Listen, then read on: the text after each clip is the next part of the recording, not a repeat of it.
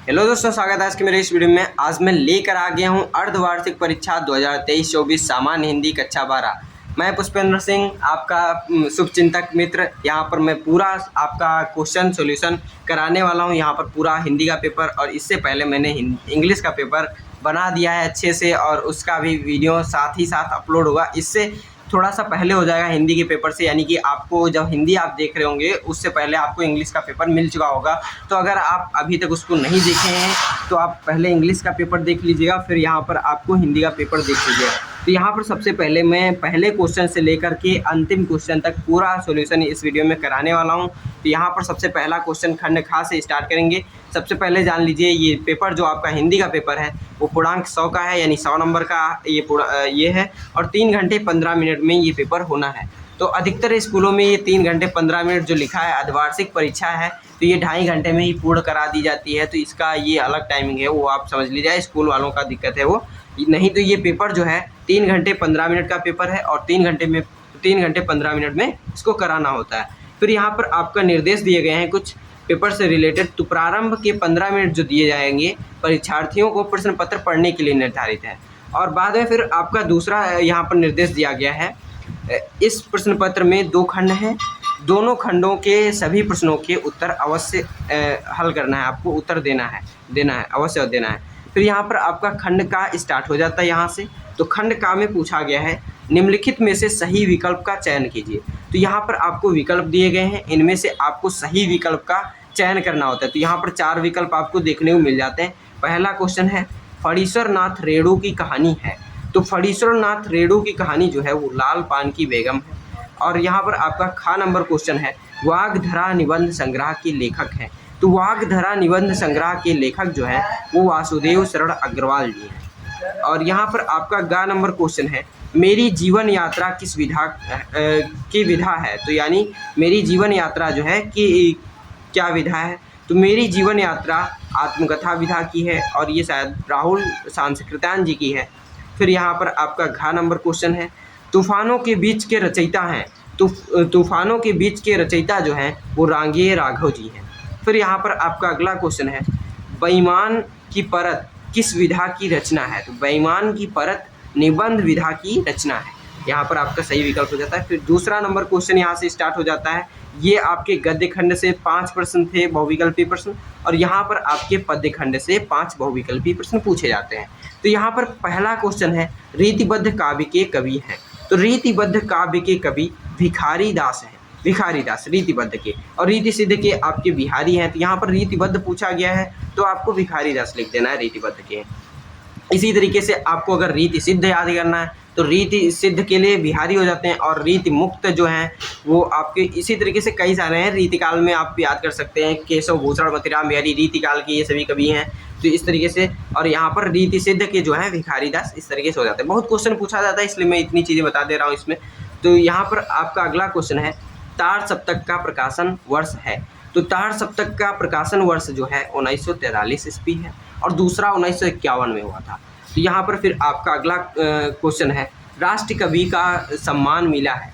तो राष्ट्र कवि का सम्मान किसे मिला है, यहाँ पर इसमें आपको बताना है कि राष्ट्र कवि का सम्मान किसे मिला है। तो यहाँ पर आपका राष्ट्र कवि, यहाँ पर मैथिली शरण गुप्त सही विकल्प है। राष्ट्र कवि इनको कहा जाता है, मैथिली शरण गुप्त जी को।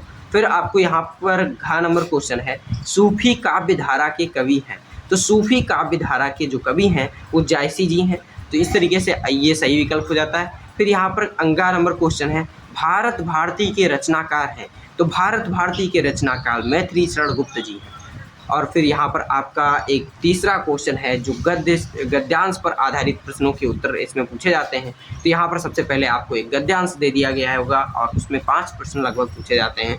तो यहाँ पर आपका गद्यांश है, निम्नलिखित गद्यांशों पर आधारित प्रश्नों के उत्तर दीजिए। क्या गद्यांश है, भाषा स्वयं संस्कृति का एक अटूट अंग है। संस्कृति परंपरा से निःसृत होने पर भी परिवर्तनशील और गतिशील है।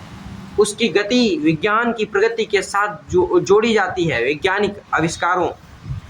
फिर यहाँ पर अगले पेज में दिया गया है, के प्रभाव के कारण अद्भुत नई सांस्कृतिक हलचलों की शाब्दिक रूप के लिए भाषा के परंपरागत प्रयोग पर्याप्त नहीं है। इसके लिए नए प्रयोगों को नई भाव योजनाओं का व्यक्त करने के लिए नए शब्दों की खोज महती आवश्यक है। तो यहाँ पर आपको 5 प्रश्न दे दिए गए हैं। पहला प्रश्न है, उपर्युक्त गद्यांश किस शीर्षक से उद्धृत है? तो यहाँ पर आपको शीर्षक का नाम लिखना है। फिर दूसरा क्वेश्चन है, उपर्युक्त गद्यांश के लेखक कौन है? तो यहाँ पर सबसे पहले आपको लिख देना है इसके शीर्षक का नाम। तो यहाँ पर मैंने लिखा है, तो यहाँ पर आप देख लीजिए, उपर्युक्त गद्यांश का जो शीर्षक है, तो यहाँ पर शीर्षक का नाम है आपका शीर्षक का नाम भाषा और आधुनिकता है। शीर्षक का नाम भाषा और आधुनिकता है और ये निबंध है। और इसके जो लेखक का नाम वो प्रोफेसर जी सुंदर रेड्डी हो जाता है। तो आपको यहाँ पर सीधे लिखना है कि किस शीर्षक से उद्धृत है। तो बोलेंगे आप, यह उपर्युक्त गद्यांश भाषा और आधुनिकता नामक शीर्षक से उद्धृत है। फिर आपका दूसरा क्वेश्चन का आंसर आपको इसी प्रकार लिख देना है, इसके भाषा और आधुनिकता नामक निबंध के लेखक कौन है? आपके प्रोफेसर जी सुंदर रेड्डी हो जाते हैं। फिर यहाँ पर आपका अगला क्वेश्चन दिया गया है, इसी में उपर्युक्त गद्यांश में किस प्रसंग का प्रतिपादन किया गया है? तो उपर्युक्त गद्यांश जो था उसमें किस प्रसंग का प्रतिपादन किया गया है? तो यहाँ पर आप देख सकते हैं भाषा और संस्कृति। तो भाषा और संस्कृति जो आपका है इस प्रसंग के लिए आपका इसका किया गया है। तो यहाँ पर भाषा और संस्कृति के प्रसंग का प्रतिपादन किया गया है। तो इस तरीके से आपको इसका आंसर लिख देना है। यहाँ पर आप ये अगला क्वेश्चन देखेंगे कि उपर्युक्त गद्यांश भाषा किसका अभिन्न अंग है और क्यों? फिर यहाँ पर आपका चौथा क्वेश्चन आता है, भाषा किसका अभिन्न अंग है और क्यों? तो यहाँ पर आपको बता देना है भाषा समाज का अभिन्न अंग है, क्योंकि भाषा विचारों और अभिव्यक्तियों का सशक्त माध्यम है। तो इस तरीके से यहाँ पर इसका सही विकल्प ये हो जाता है। फिर यहाँ पर आपका लास्ट क्वेश्चन है 5वां नंबर, गद्यांश के रेखांकित अंश की व्याख्या कीजिए। तो जो आपका इसका गद्यांश है उसका रेखांकित अंश है, यहाँ पर आप देख सकते हैं, यहाँ से लेकर यहाँ तक रेखांकित अंश है। तो इसकी व्याख्या यहाँ पर दी गई है। लेखक कहना चाहता है कि भाषा किसी भी संस्कृति का महत्वपूर्ण अंग होती है। अभिव्यक्ति का माध्यम होने के कारण भाषा की भूमिका अत्यधिक महत्वपूर्ण हो जाती है। भाषा का निर्माण समाज के द्वारा किया जाता है, अतः समाज द्वारा निर्मित संस्कृति एवं भाषा भी परिवर्तनशील है।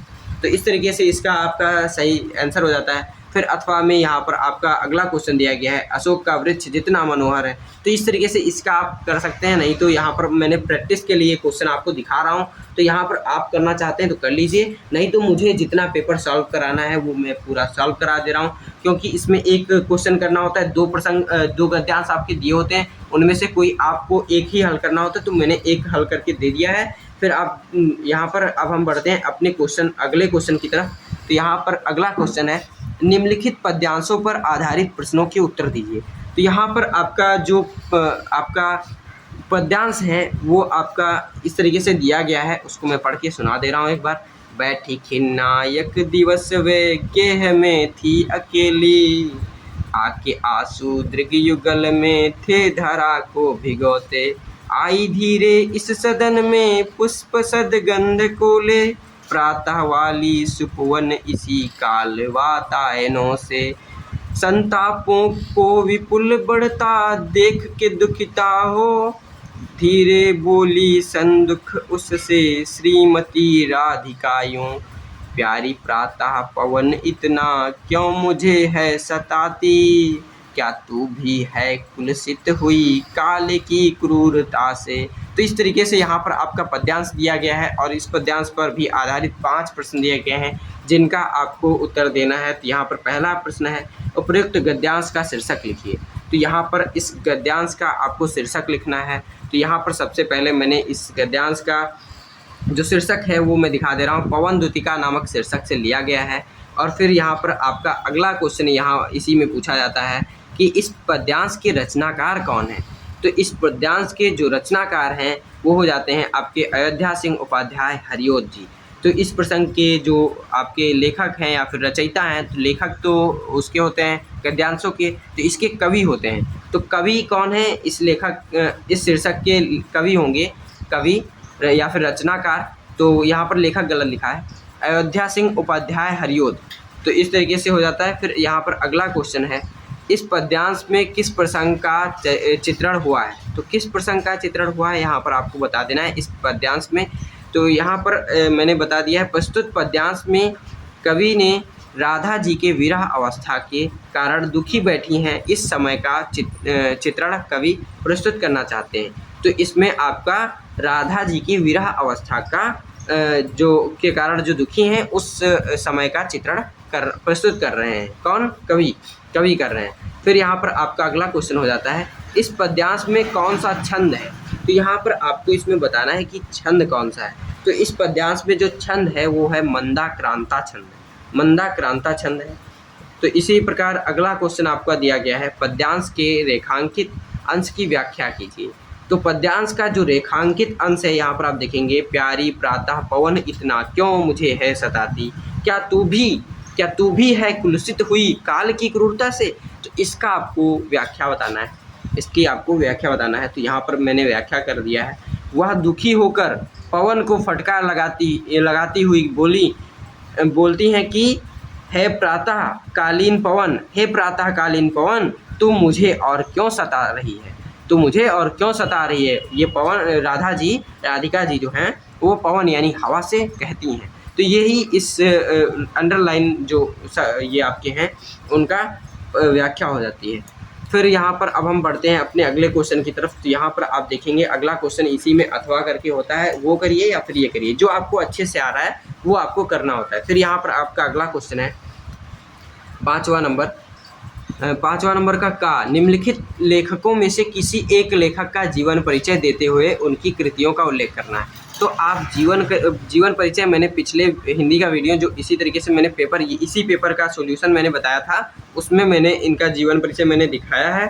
तो उसका मैंने ऊपर कार्ड में मैंने वीडियो पिन कर दिया है, वहाँ से आप देख सकते हैं। देखिए ऊपर स्क्रीन पे आपके कार्ड आ चुका होगा, उसमें आप देख लीजिए पिछला वाला हिंदी का वीडियो, उसमें मैंने इनका यहाँ पर आपका इसी के बाद अगला क्वेश्चन है खा नंबर, निम्नलिखित में से किसी एक कवि का जीवन परिचय देते हुए उनकी कृतियों का उल्लेख करना है। तो इसमें भी 80 वर्ड की शब्द सीमा होती है, तो इसका ध्यान रखिएगा कि 80 शब्द से अधिक आपको नहीं लिखना है, क्योंकि टाइम बहुत कम होता है। तो टाइम बिना वेस्ट किए ही कम करके आपको लिखना होता है। तो यहाँ पर 80 शब्द में ही लिखना है। तो इसमें भी मैंने मैथिली शरण गुप्त जी का और अयोध्या सिंह उपाध्याय जी का मैंने दिखाया था जीवन परिचय, उस वीडियो में आप देख सकते हैं। फिर यहाँ पर अगला क्वेश्चन है, बहादुर कहानी के नायक का चरित्र चित्रण लिखिए।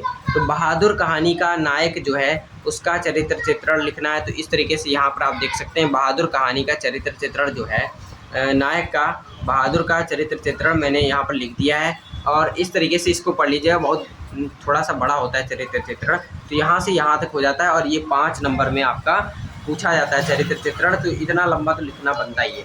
तो यहाँ पर चरित्र चित्रण हो जाता है। कहानी, आप बहादुर कहानी अच्छे से पढ़ लीजिए और यहाँ पर इस तरीके से इसका चरित्र चित्रण आसानी से आप लिख सकेंगे। फिर यहाँ पर आप अगला क्वेश्चन देखेंगे, यहाँ तक आपका ये है बहादुर चरित्र चित्रण। अब हम बढ़ते हैं अपने अगले क्वेश्चन की तरफ। तो अगला क्वेश्चन आपका यहाँ पर दिया गया है, उसी में अथवा करके एक और क्वेश्चन होता है, लाठी कहानी की समीक्षा कीजिए या फिर यह बहादुर कहानी का नायक का चरित्र चित्रण करना है। तो यहाँ मैंने एक का दिखा दिया, एक का आप खुद से देख लीजिएगा। फिर यहाँ पर आपको बताना होता है, स्वपठित काव्यखंड के चतुर्थ सर्ग की कथा वस्तु अपने शब्दों में लिखिए। या फिर यहाँ पर स्वपठित खंड काव्य के आधार पर चरित्र चित्रण लिखिए। तो यहाँ पर आपका 2 क्वेश्चन पूछा जाता है, उनमें से कोई एक करना होता है। तो स्वपठित खंड काव्य पर ये आधारित होते हैं। तो यहाँ पर मैंने जो स्वपठित यानी कि हर एक ज़िले में अलग निर्धारित होता है स्वपठित खंड काव्य, और जो यहाँ पर निर्धारित है वो मैं दिखा दे रहा हूँ। यहाँ पर आप सबसे पहले क्वेश्चन को समझिए, स्वपठित खंड काव्य के चतुर्थ सर्ग की कथा वस्तु अपने शब्दों में लिखना है। तो यानी कि जो स्वपठित खंड काव्य है उसका चतुर्थ सर्ग जो होगा उसकी कथा वस्तु आपको अपने शब्दों में लिखना है। तो आपको अगर चतुर्थ सर्ग की कथा वस्तु पता है तो ये तो छोटा हो जाता है, क्योंकि अगर चतुर्थ डायरेक्ट आपको कोई सर्ग अगर पूछ लिया है वो अगर याद है तो डायरेक्ट वहाँ से आप अगर बना देते हैं तो बहुत अच्छे से आसानी से बहुत कम में आप लिखकर उसको दिखा सकते हैं। तो इस तरीके से आपका हो जाता है। नहीं तो आपको अगर आपको एक कोई सर्ग जो पूछा गया है वो अगर कथा वस्तु नहीं आ रही है तो चरित्र चित्र लिख दीजिए। चरित्र चित्र जो होता है वो थोड़ा सा बड़ा होता है, इसलिए मैं सजेस्ट करूँगा कि आप चतुर्थ सर्ग जो इसी में सर्ग पूछे जाते हैं, सर्ग के अनुसार पता कर लीजिए कि इस सर्ग में क्या हुआ था, एक ही होता है आपका खंड काव्य, उसमें से आप सर्ग देख लीजिए किसमें क्या है। तो सर्ग से एक रिलेटेड क्वेश्चन पूछा ही जाता है। तो यहाँ पर मैंने चतुर्थ सर्ग की महादान की कथा, जो चतुर्थ सर्ग में कर्ण की महादान की कथा है, उसके बारे में मैंने यहाँ पर लिख दिया है।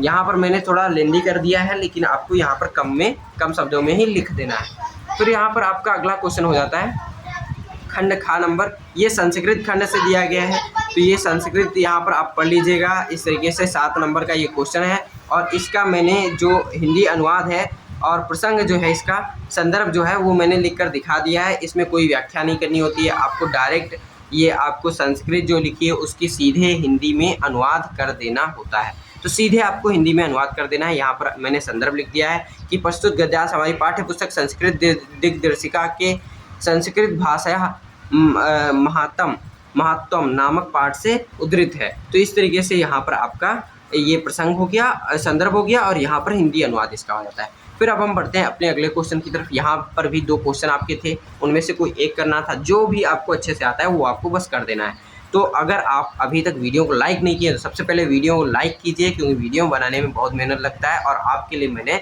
कुछ अपनी पढ़ाई को छोड़कर, मैं भी आपकी तरह क्लास 12th का स्टूडेंट हूं, और मुझे भी अपना तैयारी करते रहना है हमेशा। तो इस तरीके से मैं अपना छोड़कर आपके लिए अगर कुछ कर रहा हूं तो उसके लिए एक लाइक तो बनता है। लाइक करिए और वीडियो को अपने दोस्तों में भी शेयर करिए, जैसे कि मैं आपके लिए वीडियो बना रहा हूं, तो उसी तरीके से आप भी अपने दोस्तों का मदद करिए और वीडियो को शेयर करिए अधिक से अधिक। तो यहाँ पर इसका आंसर मैंने दिखा दिया। फिर यहाँ पर आपका अगला क्वेश्चन दिया गया 7 नंबर का, ये भी क्वेश्चन है। जैसे ये संस्कृत गद्य खंड से था, वैसे ही ये संस्कृत पद्य खंड से। तो यहाँ पर भी आपका एक क्वेश्चन दिया गया है, इसको आप अच्छे से देख लीजिएगा, और इसका भी आप आंसर यहाँ पर मैंने इसका आंसर नहीं लिखा है, लेकिन आप इसको देख लीजिएगा। जो भी आपको आ रहा है उसका आंसर आपको अच्छे से कर देना है। फिर यहाँ पर आपका अगला क्वेश्चन है, और यहाँ पर मैं एक और अच्छी बात बता देना चाहता हूँ, बहुत ही ज़रूरी है, और अगर आप इसका यूज़ करते हैं तो बहुत अच्छा बात है, लेकिन अगर आप नहीं यूज़ करते हैं तो आपको बहुत ही फ़ायदेमंद होने वाला है। क्योंकि संस्कृत जो आप पढ़ते हैं उसमें बहुत कठिनाई होती है कि शब्दों का अर्थ कैसे समझें हिंदी में। शब्दों का अर्थ अगर आपको नहीं पता चलता है, तो जैसे कि आप इंग्लिश का ट्रांसलेशन गूगल से कर लेते हैं, तो वैसे ही आपको गूगल ट्रांसलेशन में संस्कृत से आप हिंदी में ट्रांसलेट कर सकते हैं, वहाँ से भी आपको देखने को मिल जाता है। तो ये बहुत ही अच्छी बात है कि आपको गूगल ट्रांसलेट करके हिंदी में दिखा देता है संस्कृत को। तो अगर आपने अभी तक भी नहीं लाइक किया तो अब ज़रूर लाइक कर दीजिए, क्योंकि इतनी अच्छी बात मैंने बता दी कि गूगल से आप संस्कृत को हिंदी में ट्रांसलेट कर सकते हैं। फिर यहाँ पर आपका अगला क्वेश्चन है, इसी में ये संस्कृत का मैंने बता दिया। फिर यहाँ पर 9th नंबर क्वेश्चन है, निम्नलिखित मुहावरों और लोकोक्तियों में से किन्हीं 2 के अर्थ लिखते हुए वाक्य प्रयोग करना है। तो ये आप देख लीजिएगा, वाक्य प्रयोग और उनके अर्थ देख लीजिएगा, इनको मैं यहाँ पर नहीं बता रहा हूँ। फिर यहाँ पर 10वां क्वेश्चन है, ये 2 नंबर के हैं, किन्हीं 2 का करना होता है। तो 2 नंबर 1 अगर आप करेंगे, 1 का आपको डायरेक्ट 1 नंबर मिल जाएगा, 2 करेंगे तो दोनों का दोनों नंबर पूरा मिल जाएगा। फिर यहाँ पर आपका 10 नंबर क्वेश्चन है, निम्नलिखित शब्दों के संधि विच्छेद के सही विकल्प का चयन कर लिखिए। तो सही विकल्प जो है उनका आपको चयन करके लिखना है। तो पद्मेशाह का संधि विच्छेद है, तो पद्म धन ईसा, इसका संधि विच्छेद हो जाता है। फिर आपका अगला क्वेश्चन इसी पेपर में दिया गया है, आगे यहाँ पर मैं दिखा दे रहा हूँ क्या है अगला क्वेश्चन। दूसरा नंबर क्वेश्चन है, महिषा का संधि विच्छेद लिखिए। तो महाधन ईसा, यहाँ पर आपका महीधन ईसा हो जाता है, महीधन ईसा, महिषा का आपका संधि विच्छेद महीधन ईसा हो जाता है। फिर तल्लीना का संधि विच्छेद तद्धन लीना, तल्लीना का संधि विच्छेद हो जाता है। फिर यहाँ पर आपका अगला क्वेश्चन है, दिए गए निम्नलिखित शब्दों को विभक्ति और वचन के अनुसार चयन करना है। तो यहाँ पर नामनिका दिया गया है, विभक्ति और वचन के साथ आपको इसमें चयन कर लीजिएगा। फिर जगत, जगत शब्द का आपको जगत का जो विभक्ति है द्विवचन और प्रथमा द्विवचन है, ये आपको बता देना है। ये कौन सा है, यहाँ पर द्विवचन बहुवचन लिखा है, तो प्रथमा द्विवचन है। जगत जो रूप है जगत का वो है प्रथमा द्विवचन। फिर यहाँ पर आपका अगला क्वेश्चन है 11 नंबर, निम्नलिखित शब्दों में शब्द युग्मों का सही अर्थ चुनकर लिखना है। तो शब्द युग्म क्या है, गृह, ग्रह। तो गृह माने घर होता है, ग्रह माने नक्षत्र होता है, तो घर और नक्षत्र हो जाता है इसका आंसर।